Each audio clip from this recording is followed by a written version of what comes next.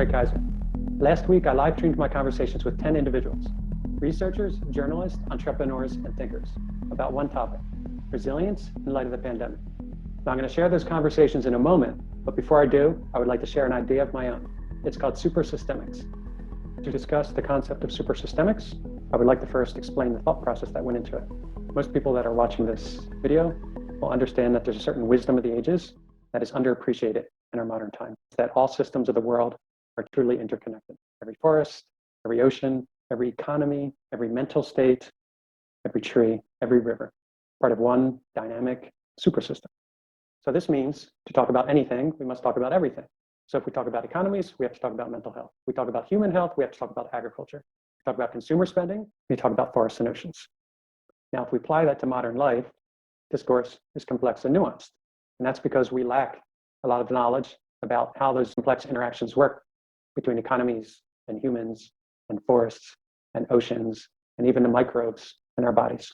There's much we don't know. So given the sheer number of unknowns about our world and the staggering complexity, it's really important that we know how to evaluate new ideas and data. How does an economy impact the mental state of the people that are part of that economy? How does a consumer market impact the local ecosystems and the forests and oceans that surround that consumer market? As we all know, though, for many reasons, including misaligned incentives, discourse that acknowledges the complexity and interconnectedness of our world does not happen on national and international levels. So my question is it possible to frame discourse in a new and simpler way? In order to address that question, we have to acknowledge the role of mental models. A mental model is an explanation of someone's thought process about how something works in the real world. Now, we all walk around every day influenced by mental models, perhaps dozens or even hundreds of mental models that we acquire from others, that we learn through life. They help us understand this complex world that we live in. But what are those mental models? So there are religious mental models, there are political ideologies that become mental models, there are economic models that become mental models. These are all mental models that we employ on a daily basis, whether or not we realize it or not.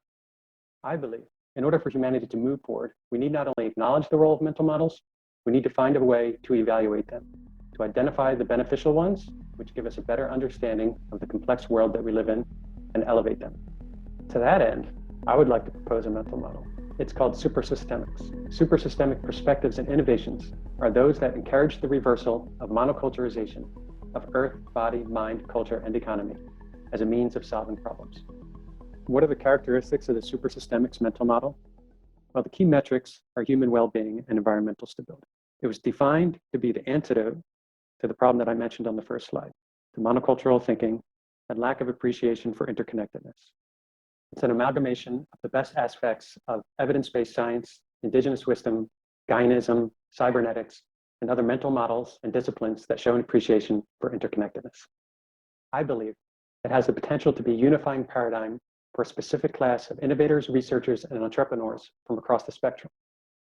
Those in regenerative and community-based agriculture, artificial intelligence, microbiome, blockchain, economics, psychedelics, and education reform. I'd like to think it could also give us a tool for elevating the discourse into the halls of power. Are we planning, thinking, investing, voting supersystemically in a way that respects the complexity and true interconnectedness of all systems? Hopefully in the future, we can answer yes to that question. As somebody who benefited greatly from the supersystemics mental model, I would like to also share that it can be a powerful self-improvement tool.